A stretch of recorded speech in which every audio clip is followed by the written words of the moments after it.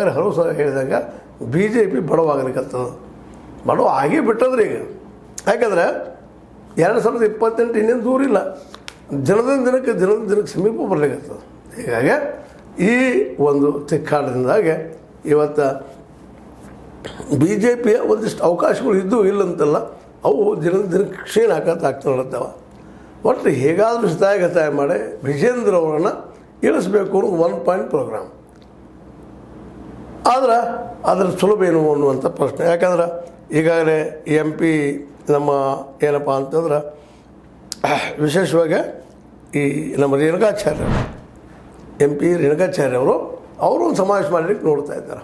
ಹೇಗೆ ಮಾಡಿ ಇವರ ಒಂದು ಈ ಪ್ಲ್ಯಾನನ್ನು ನಷ್ಟ ಮಾಡಬೇಕು, ತೆಗೆದುಹಾಕಬೇಕು, ಕಿತ್ತು ಹಾಕಬೇಕು ಅಂತ ಅವರು ಒಂದು ದೊಡ್ಡ ಪ್ಲ್ಯಾನ್ ಮಾಡಿಕೊಂಡು ಒಂದು ದೊಡ್ಡ ಫಂಕ್ಷನ್ ಮಾಡಿಕೊಂಡು ನಮ್ಮ ಶಕ್ತಿ ಅದಪ್ಪ ತೋರಿಸುವಂಥ ಪ್ರಯತ್ನ ಮಾಡುವಂಥ ಎಲ್ಲ ಸಾಧ್ಯತೆಗಳಿದ್ದಾವೆ.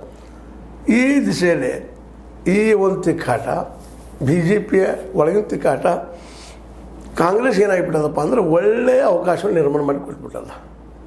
ನೀವು ಚೆನ್ನಾಗಿ ಆಡಳಿತ ಮಾಡಿರಿ, ಒಳ್ಳೆ ಆಡಳಿತ ಕೊಡ್ರಿ ಅನ್ನುವಂಗದ ಇದೆಲ್ಲ. ಅದ ನಂತರ ಇನ್ನೊಂದು ಎಪಿಸೋಡಲ್ಲಿ ಮಾಡೋಣ ಅದು ಕಾಂಗ್ರೆಸ್ ಪರಿಸ್ಥಿತಿ ಏನಾಗಲಿಕ್ಕತ್ತದಂತೆ.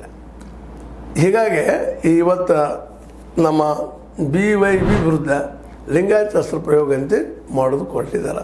ಇದು ಯಶಸ್ವಿ ಆಗ್ಬೋದಾ ಅಂತ ಸಹಜವಾಗಿ ಆ ಜನರು ನೋಡಿದಾಗ ವಿ ಸೋಮನ್ ಆಗಿರ್ಬೋದು, ಬೊಮ್ಮಾಯಿ ಅವರಾಗಿರ್ಬೋದು, ಮತ್ತೊಬ್ಬರಾಗಿರ್ಬೋದು, ಯಾರೇ ಇದ್ದರು ಲಿಂಗಾಯತ ಲೀಡರ್ ಅಂತೇಳಿ ಬಹುಸಂಖ್ಯಾತ ಲಿಂಗಾಯತರ ಮನವನ್ನು ಒಲಿಸುವಂಥ ಶಕ್ತಿ ಅವರಲ್ಲಿ ಅಂತೇಳಿ ಅನಿಸೋದಿಲ್ಲ. ಯಾಕಪ್ಪ ಅಂತಂದ್ರೆ ನಿಮ್ಗೆ ಗೊತ್ತಿದ್ದಂಗೆ ಹಾವೇರಿಯೊಳಗೆ ಸ್ವತಃ ನಮ್ಮ ಇವರು ಬೊಮ್ಮಾಯಿ ಅವರು ತಮ್ಮ ಮಗನನ್ನು ಗೆಲ್ಲಿಸ್ಕೊಂಡು ಬರಲಿಕ್ಕೆ ಆಗಲಿಲ್ಲ ಅನ್ನೋದು ನಮ್ಗೆ ಗೊತ್ತದ.